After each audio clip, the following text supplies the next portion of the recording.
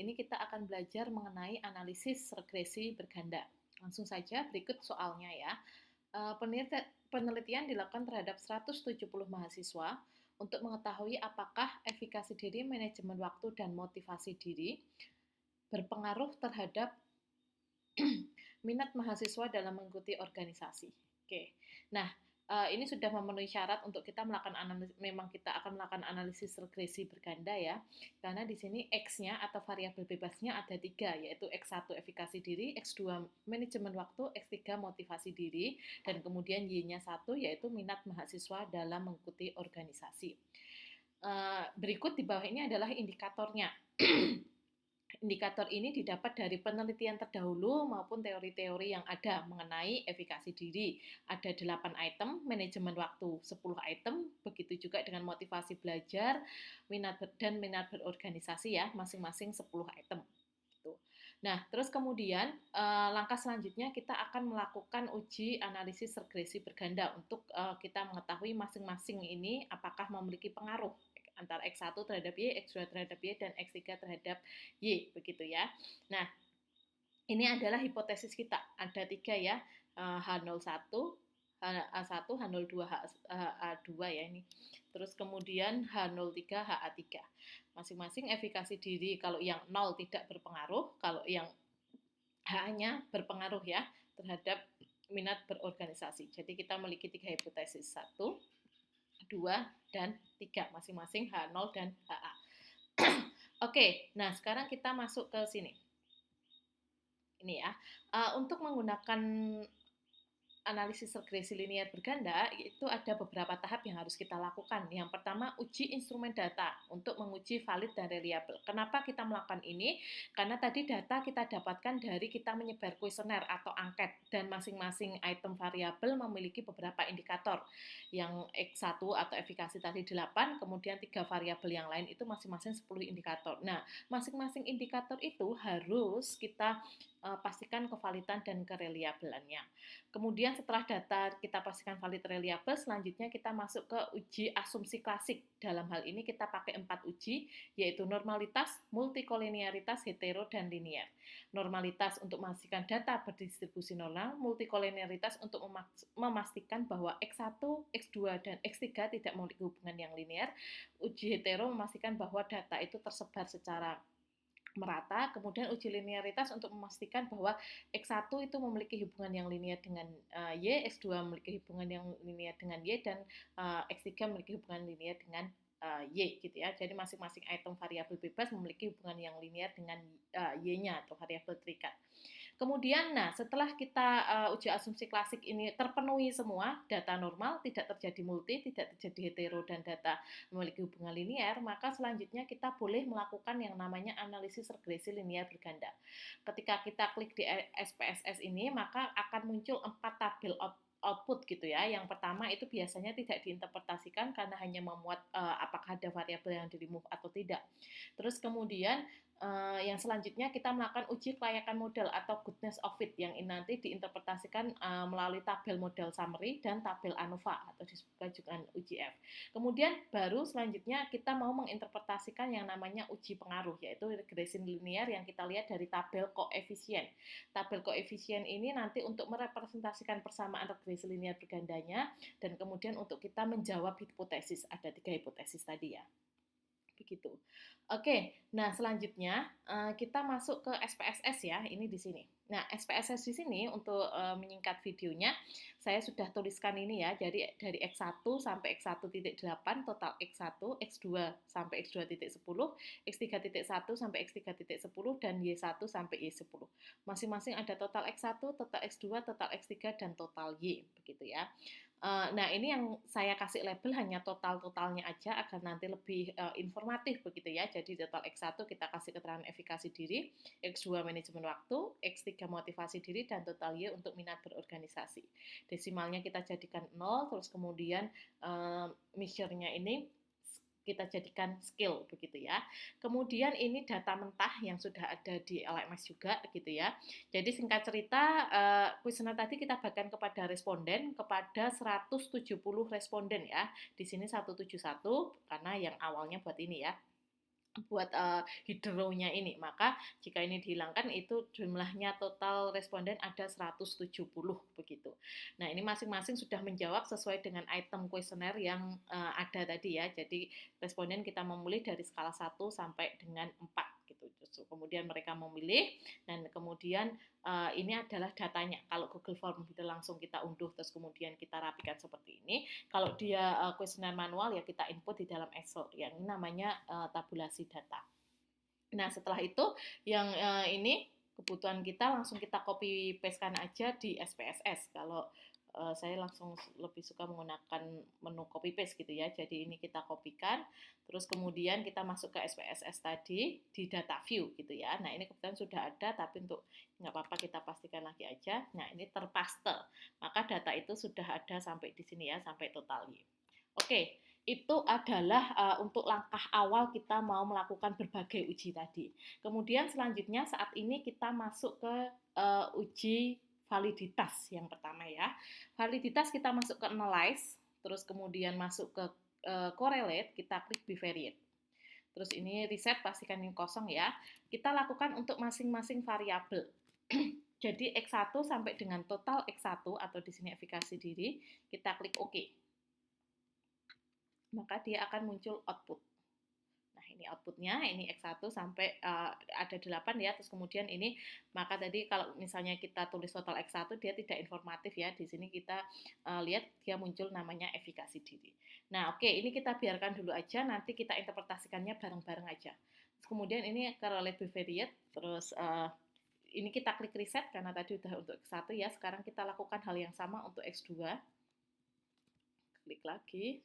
Oke, muncul output ya, X2 manajemen waktu jumlahnya 10, terus kemudian lagi analyze, correlate bivariate, kita klik reset, terus kita masukkan X3, ini, terus kemudian kita oke. Nah, ini X3 sampai dengan motivasi diri, terus kemudian kita masuk ke analyze, correlate bivariate, terus kita reset, kita masuk ke Y. Y sampai dengan total Y atau minat berorganisasi, kita klik OK. Nah, teman-teman, ini sudah ada 4 output tabel validitas correlate bivariate ya. 1, X1, X2, X3, dan Y. Nah, ini kalau mau kita interpretasikan, bisa kita interpretasikan langsung di sini atau kita pindahkan ke Word. Ke Word-nya ya caranya bebas ya. Jadi ini kita copy pastekan. Kalau saya copy spesial terus kemudian milih yang RTF, kayak klik OK. Maka nanti akan muncul seperti tabel di sini. Nah, ini ya, ini yang saya copy pastekan. Ini adalah untuk efikasi dirinya, terus kemudian ini untuk manajemen waktu, terus kemudian ini X3 untuk motivasi diri ini ya, terus kemudian yang terakhir Y, yaitu minat berorganisasi. Nah, kemudian tabel ini, ya biar jelas, tabel ini kita buat ringkasan seperti ini. Nah, biasanya yang entah di jurnal artikel ataupun skripsi ataupun karya ilmiah ini nanti yang akan kita tampilkan tabel ringkasannya ini. Jadi yang output tadi biasanya untuk lampiran saja gitu ya. Maka ini harus kita rekap begitu. Nah, kita rekap berdasarkan apa? Berdasarkan data itu dikatakan valid jika apa? Data dikatakan valid jika R hitung lebih besar daripada R tabel. Nah, ini nanti R tabelnya akan kita ketahui dapatnya dari mana itu gitu ya. Terus kemudian nilai signifikansi lebih kecil dari 0,05.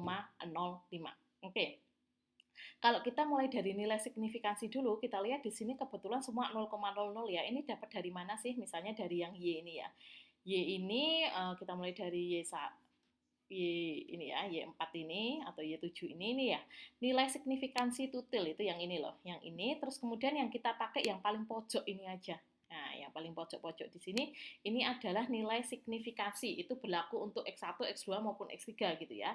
Kalau kita lihat sekilas memang kebetulan signifikansinya ini 0,0 semua gitu ya.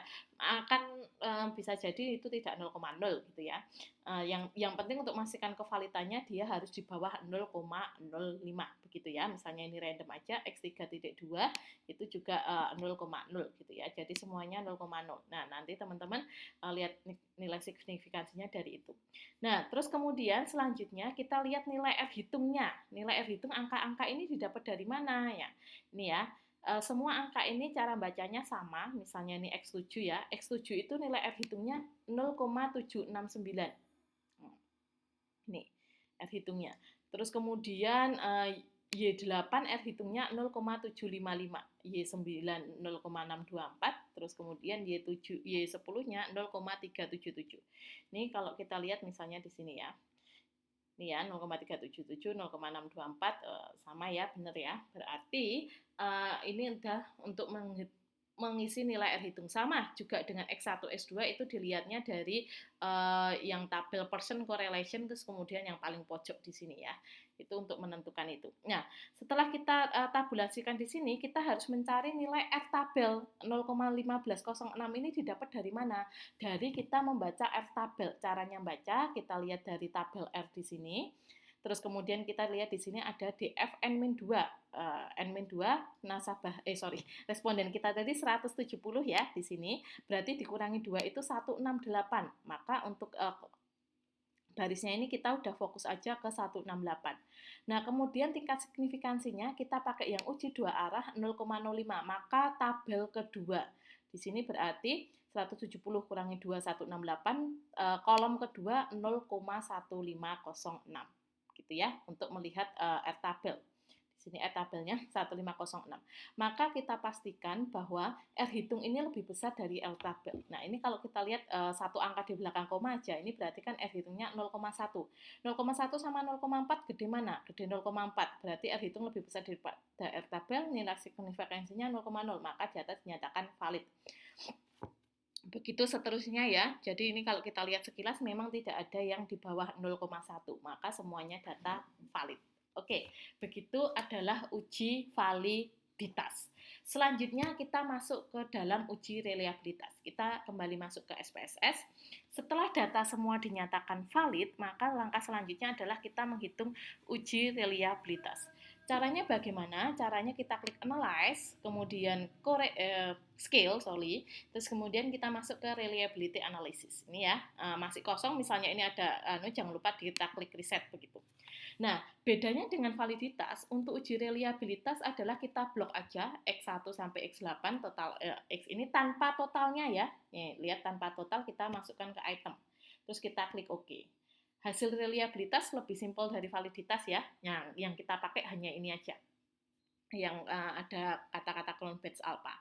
Tapi kita lakukan dulu hal yang sama untuk variabel yang lain ya. Jadi analyze, scale, reliability, kita klik reset, kita lakukan untuk X2 sampai 10 tanpa total, kita klik OK. Terus kemudian X3, analyze, scale, reliability, kita klik reset. Terus kemudian X3 ini, terus kita klik OK. Udah, terus kemudian masuk ke analyze, scale, reliability, terus kemudian kita klik reset X3 sampai X3 10, kita klik OK. Udah, yang terakhir Y ya, berarti kita melakukan untuk masing-masing variabel. Oke, kita klik reset, terus kemudian Y. Klik OK. Nah, teman-teman, di sini kita sudah ada 4 ya. Tadi awalnya dari sini. 1 untuk X1 ini ya, keterangannya ada di bawahnya. Ya, ini untuk X1, paling atas ini ya, X1 berarti adalah yang ini, 8. Sama, kita copy paste kan. Terus kemudian ini X2, itu yang ini, 0,810 item. X3 itu yang ini, 0,810 item. Terus kemudian, S3-nya 2 kali ya tadi, kita langsung ke Y aja, Y. Terus kemudian kita pakai yang ini. Ini semua kita copy paste kan dengan cara yang sama tadi, kita pindahkan ke Word dokumen untuk kita interpretasikan. Ini ya, ini adalah uji reliabilitas itu ya, ada 1, 2, 3, 4. Masing-masing efikasi diri 8, sisanya masing-masing 10 item ya. Nah, teman-teman sama dengan uji validitas, ini nanti kita masukkan ke tabel ringkasan seperti ini ya, efikasi diri, number of itemnya berapa, 8 ini. Nah, kemudian kita kasih nilai crown batch alpha, gampang aja nilai crown batch alphanya yang ini, karena cuma tabel outputnya memang cuma itu. Nah, kemudian kita kasih keterangan, data dikatakan reliable jika nilai crown batch alpha di atas 0,6. Nah, ini kita lihat semua 0,8 nih. Nah, maka itu semua kita nyatakan reliable karena semua di atas 0,6. Maka untuk data penelitian ini data dinyatakan reliable. Oke, begitu ya. Jadi untuk uji instrumen data kita sudah selesai. Data semua variabel dan indikator dinyatakan valid, terus kemudian 4 variabel dinyatakan reliable.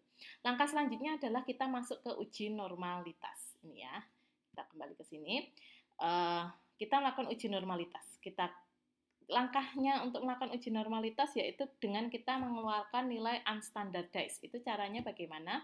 Kita klik analyze regression linear, terus kemudian kita pilih ini ya, efikasi diri, kita masukkan independen, terus kemudian manajemen waktu kita masukkan independen, terus kemudian motivasi kita masukkan independen, minat berorganisasi kita masukkan ke dependen, terus kita klik save, kita klik yang residual unstandardized, terus kemudian langsung kita klik continue. Oke, kita abaikan aja outputnya, kita masuk ke sini lagi, kita perhatikan sudah ada nilai ini ya. Nah, ini yang kita butuhkan, nilai res 1 ini yang kita butuhkan. Kita masuk ke analyze, non-parametric test, legacy dialog, one sample Kolmogorov-Smirnov. Masuk paling bawah, yang unstandardized ini yang kita masukkan ke tes variabilis, terus jangan lupa dicentang normal. Kita klik OK. Nah, ini adalah output yang kita harapkan gitu ya. Data dikatakan normal ini ya di Word dokumen atau lewat sini aja it's okay. Data dikatakan normal jika nilai signifikansi itu di atas 0,05. Ini walaupun mepet tapi sudah normal, oke ya, karena 0,054. Jadi di sini data dikatakan normal begitu. Nah, kalau sudah, kemudian langkah selanjutnya untuk asumsi klasik kita melakukan yang namanya uji multikolinearitas. Sama seperti tadi analysis regression linear, terus kemudian kalau tadi klik save, ini kita klik statistik, terus kita klik yang collinearity diagnostic ini.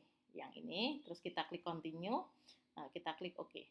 Nah, ini yang kita perhatikan yang tabel koefisien yang ada ini aja, collinearity tolerance dan statistic fit. Nah, data dikatakan tidak terjadi gejala multikolinearitas adalah ketika nilai toleransinya di atas 0,1 dan nilai FIF-nya di bawah 10 ini ya, nilai toleransinya 0,4, 0,3, 0,4, semua di atas 0,1.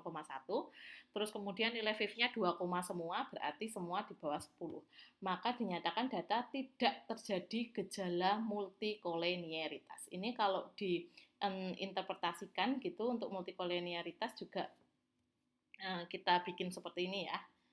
Nah, ini tadi 0,4 semuanya 2, terus kemudian ini collinearity berapa, statistik fit-nya berapa, terus kita kasih keterangan begitu.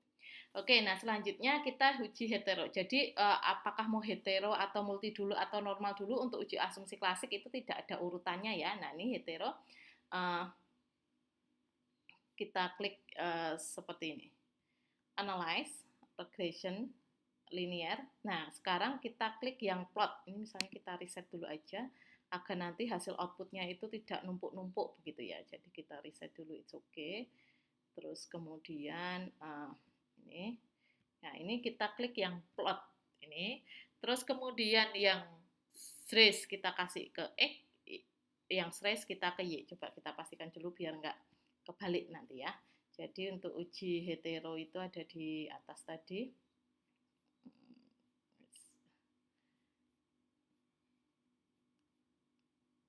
Oke, nih ya. Nih, pastikan seperti ini. Y-nya trace, X-nya spread. Nah, nih. Y-nya trace, X-nya spread. Sorry. Ini kita kembalikan X-nya spread. Nah, udah ini agak tricky ya karena tulisannya hampir sama dan jangan sampai kebalik begitu. Terus kemudian kita klik continue, kita klik OK. Nah, nanti dia akan ini yang kita butuhkan hanya ini ya. Yang kita butuhkan hanya grafik scatter plotnya ini. Nah, grafik scatter plotnya ini adalah Jika data titik-titik itu menyebar, maka kita bisa katakan tidak terjadi gejala heterokedastisitas. Taunya menyebar, titik-titik itu ada di atas angka 0 dan di bawah angka 0, di samping angka 0 yang ini ya, yang ini di samping kanan dan di samping kiri. Berarti ini kita katakan data itu titik-titiknya menyebar, maka tidak terjadi gejala heterokedastisitas. Begitu. Selanjutnya kita sudah normal, tidak terjadi multi dan tidak terjadi heterokedastisitas. Selanjutnya kita klik uji linearitas. Kita klik analyze, compare means gitu ya. Terus kemudian kita masukkan efikasi diri ke independen. Terus kemudian manajemen waktu juga independen. Terus kemudian motivasi juga independen. Terus ini minat berorganisasi ke dependent, kita klik option, ini sudah kita biarkan aja. Terus kemudian ini kita test for linearity, kita klik continue, kita klik OK. Nah, ini munculnya akan ada 3 tabel yang kita interpretasikan, yaitu berdasarkan ANOVA table ini aja ya. ANOVA table, terus angka yang kita lihat cuman ini, deviation from linearity, terus kita lihat nilai signifikansi dan nilai F-nya gitu ya. Nilai signifikansinya ini, terus kemudian 2 ini kita lihat dari sini ya, minat organisasi efikasi diri, minat organisasi manajemen waktu, minat organisasi motivasi diri. Nah ini kalau kemudian itu kita kopikan ke Word dokumen, oke sebentar, oke, ke bawah. Nah, ini adalah uji linearitas. Nah, ini juga kita bikinkan tabel seperti ini ya. Jadi, efikasi diri, kita lihat dari nilai F hitung dan nilai signifikansi. Dikatakan terjadi linear jika nilai signifikansi di atas 0,05 dan nilai F hitung lebih kecil daripada F tabel gitu ya. Maka dikatakan data itu terjadi linearitas. Jadi hampir sama dengan normalitas ya. Kalau nilai signifikansinya di atas 0,05 berarti normal dan terjadi linearitas. Ini juga. Nah, ini angka-angka itu kita dapat dari sini F ini ya, nilai F hitung dan F tabel. Nah, F hitungnya dan F tabelnya kita dapat dari mana di sini ya. F tabel dalam penelitian ini adalah 2,66. 2,66 kita dapat dari mana? Kita lihat tabel F-nya di sini. Jumlah responden kita yang kalau tabel F itu kita lihat yang pertama, kita ambil yang di sini ya karena jumlah responden kita 170. Nah, untuk melihat tabel F ini ya, ini kita lihat dulu yang ada di sini ini adalah jumlah variabel bebas. Jumlah variabel bebas kita atau independen kita kan 3, berarti kita pakai kolom ketiga. Lalu jumlah respondennya berapa? Jumlah responden kita itu, next ya, itu adalah 170 min K kurangi 3 ya, min K, terus kemudian min 1, berarti kita lihat di angka 166. Jadi 170 kurangi 3 kurangi 1, maka di 166 ini terus kemudian kolom yang ketiga karena variabel bebas kita 3. Maka F tabel kita adalah 2,6 F tabelnya. Nah, kita kembali lagi ke sini tadi, maka F tabel 2,6. Data dikatakan terjadi kalau misalnya F hitungnya lebih kecil dari F tabel. Nah, ini F tabelnya 2, F hitungnya 1, maka F hitung lebih besar dari F hitung lebih kecil dari F tabel ini ya, dan nilai signifikansi lebih dari 0,05. Maka ketiga-tiganya ini baik efikasi, manajemen maupun motivasi diri itu terjadi linearitas. Nah, sekarang selanjutnya kita masuk ke uji analisis regresi linear berganda. Masuk ke SPSS lagi. Jadi tadi setelah data dinyatakan valid, data dinyatakan reliable, data terdistribusi normal, tidak terjadi multikolinearitas, tidak terjadi heterokedastisitas, dan data linear, maka selanjutnya kita sudah sah untuk melakukan yang namanya uji analisis regresi linear. Ini kita riset aja karena ini tadi sudah banyak kita pakai untuk yang lain gitu ya. Jadi biar munculnya output itu lebih singkat yang sesuai yang kita butuhkan. Berarti ini masukkan lagi ini, terus kemudian motivasi diri ke sini, terus kemudian ini Nah, tidak perlu kita klik apa-apa, langsung kita klik OK aja. Nah, kalau kita sudah klik OK, ini ada muncul 4 tabel ya, 4 tabel output. Tabel pertama ini jarang diinterpretasikan karena ini hanya memuat variabel remove tadi seperti yang sudah saya jelaskan di depan tadi. Kemudian 2 tabel ini, tabel model summary dan ANOVA, ini untuk menginterpretasikan uji kelayakan model atau goodness of fit. Terus kemudian ini tabel koefisien yang untuk menginterpretasikan apakah ada pengaruh secara parsial. Ini ya, 4 tabel ini kita copy pastekan ke Word, maka kita akan masuk ke sini. Ini tadi step by step-nya. Nih, sudah, maka muncul 4 tabel output. Ini yang pertama tadi ya, yang saya bilang jarang digunakan. Terus kemudian ini uji kelayakan model. Yang ini ya, ini berdasarkan tabel kedua. Ini untuk melihat nilai R atau nilai korelasi antara motivasi, efikasi dan manajemen waktu terhadap minat berorganisasi itu korelasinya sebesar 68,6% gitu atau 0,6 gitu ya, 0,6. Nah, 0,6 kalau 0,68 ini kalau tingkat korelasi dia termasuk tergolong kuat gitu ya korelasinya. Nah, terus kemudian untuk besarannya pengaruh itu berapa persen, kita lihat dari nilai adjusted R-square-nya. Di sini kelihatan nilai adjusted R-square-nya 0,461. Jika dipersenkan 46,1%. Berarti sisanya yaitu sebesar 53,9% dijelaskan oleh variabel yang tidak digunakan dalam model penelitian ini. Jadi model penelitian ini bisa dikatakan cukup oke, begitu ya, karena nilai korelasinya juga cukup kuat dan ini 40% ke atas begitu. Terus kemudian tabel output yang ketiga itu untuk menginterpretasikan mean square dari regresi dan mean square dari residual itu adalah yang di sini itu yang dimaksud ini nilai F ya, nilai F ini nilai F ini di sini ini loh. Ini sama SPSS kita udah dihitungin gitu ya. Nah ini sebenarnya dapatnya dari sini. 49,237 itu didapat dari 602,9 dibagi 12,2, maka akan muncul nilai F itu. Maka di sini sebenarnya mean square dari regresi dan mean square dari nilai residual itu sama dengan nilai F begitu ya. Ini nilai F itu ini dibagi ini mean square nilai regresi dibagi nilai residual. Terus kemudian juga kita lihat dari nilai signifikansi. Nah, F hitung 49 ya di sini itu lebih besar daripada F tabel 2,66. 2,66 dapatnya dari mana? Dari tadi ya, pada saat kita membaca F tabel. Maka di sini F hitung lebih besar dari F tabel. Nilai signifikansi 0,0 lebih kecil dari 0,05. Maka berdasarkan hasil ini, data dikatakan memiliki model goodness of fit yang baik gitu ya. Karena nilai signifikansi di bawah 0,05 dan nilai F hitung lebih besar dari F tabel.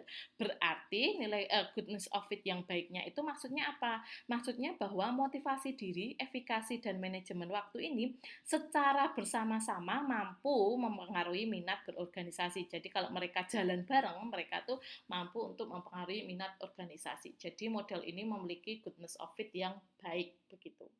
Nah, selanjutnya adalah tabel yang keempat atau tabel koefisien. Nah, inilah tabel inilah yang akan menjawab hipotesis kita. Tapi sebelum itu kita mau menyusun persamaan regresi dulu yang didapat dari sini ya. Persamaan regresinya Y sama dengan konstanta plus BX1, BX2 dan BX3. B-nya itu yang dari sini. Efikasi diri 0,354, manajemen waktu 0,26, motivasi diri 0,326. Nah, ini artinya ya, jadi ini semuanya positif, berarti jika nilai misalnya X1-nya ini bertambah satu satuan, maka si Y-nya ini akan bertambah sebesar 0,354 gitu ya. Masing-masing penjelasannya dari sini. Nah, selain itu, kemudian kita lihat dari nilai masing-masing ini, yaitu ini yang disebut T hitung 2,9, 2,7, 3,4, ini yang nilai signifikansi. Data dikatakan memiliki pengaruh secara parsial atau sendiri-sendiri, jadi efikasi diri sama minat, manajemen waktu sama minat, dan motivasi diri sama minat ketika nilai T hitung lebih besar dari T tabel dan nilai signifikansi lebih kecil dari 0,05. Yuk, kita lihat di sini. Nih ya, ini adalah hipotesisnya tadi, kita munculkan lagi. Terus kemudian di sini, Berdasarkan hasil olah data, diketahui T hitung 2,9 lebih besar dari nilai T tabel 1,974. 1,974 kita dapat dari mana? Yuk kita lihat di sini T tabel ya. Ini T tabel di sini DF kita lihat dari nilai DF-nya di sini. Nah, sebenarnya nilai DF di sini kita bisa lihat dari nilai di tabel ANOVA ya. Jadi kita naik ke atas lagi di sini ANOVA, kita lihat nilai residual di sini. Jadi kita nggak perlu menghitung ya. Itu ada angka 166 gitu ya. Di sini 1,66. Maka angka inilah yang akan kita gunakan untuk kita melihat T tabelnya. Jadi 166. Oke, berarti masih di bawahnya di sini ya. 166 itu di sini berarti kolomnya. Nah, kemudian tabel yang kolom yang kita pakai yang berapa? Gampangannya itu yang kita pakai itu kolom yang keempat, 1 2 3 4. Karena apa? Karena di sini ada angka 0,05 dan 0,025. Maka kita pakai kolom yang keempat dengan baris 166. Berikut adalah T hitungnya, 1,97436. Ini adalah T tabel, nilai T tabel dari responden 170 dengan nilai signifikansi 0,05 adalah 1,974. Sekali lagi, angka 166 ini nggak perlu kita hitung, kita hanya lihat di tabel ANOVA. Di situ ada residual 166, terus kemudian kita lihat kolom yang keempat, 1,974. Nah, begitu. Nah, maka kita dapat ini ya, kita dapat FT hitungnya tadi adalah 1,974. 2,9 lebih besar dari 1,9, 0,004 lebih kecil dari 0,05. Maka efikasi diri berpengaruh terhadap minat organisasi gitu ya. Berpengaruhnya apa, positif atau negatif? Positif kita lihat dari angka ini ya.